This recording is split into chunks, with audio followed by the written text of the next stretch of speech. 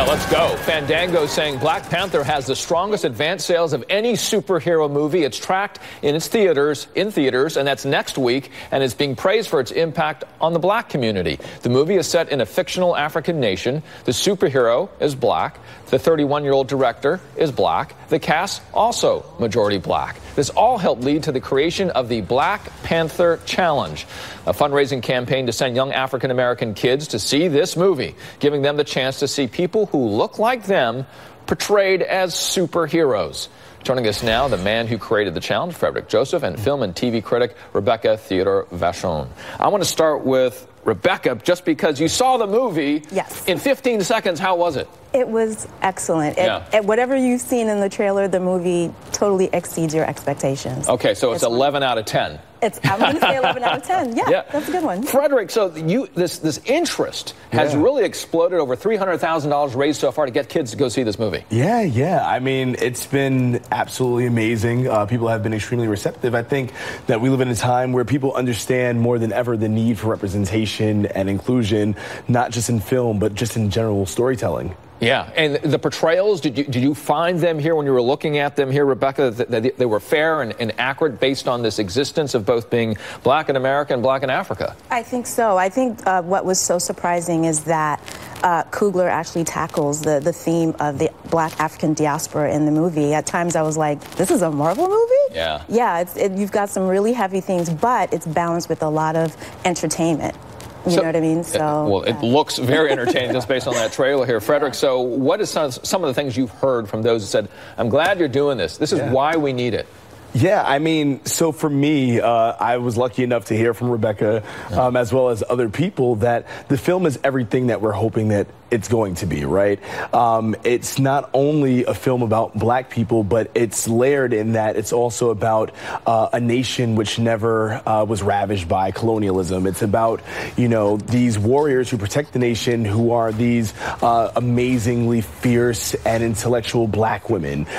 It's also about a layered black character who's leading it as the Black Panther and T'Challa, without being toxic or, things of that nature. And showing that this is a mainstream film. This is mainstream media, Rebecca, just like we saw Blackish and Empire sort of start, at least in recent years, an interest of mainstream but ethnic media. Right.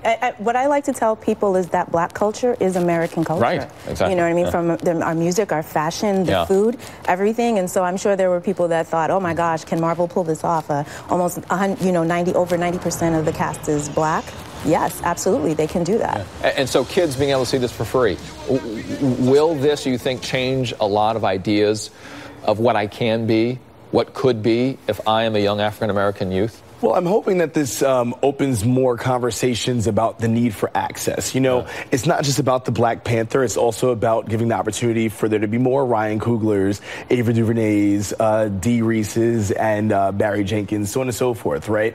I'm hoping that kids do see a sense of themselves in this film and grow in a sense of pride, but it really is about opening conversation around that access and the community really standing behind our art. And I want to read something from Jamil Smith, wrote this in Time about Black Panther.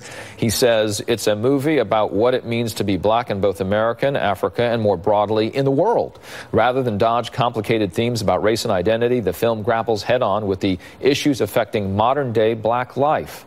So, Rebecca, really echoing what you're saying here in that complexity, that those layers that exist for young blacks wherever they are in the world. I definitely agree with that. I think what's so great about this movie is that we're living in a time where black skin and black bodies are literally targets in America. And what Ryan Coogler has done is that he's reclaimed this narrative, right? And he's putting them in these beautiful African-inspired costumes, putting them in an Afrofuturistic type of realm, and saying that we are powerful, and this is our legacy. And I hope people are inspired by that. Frederick, 15 seconds.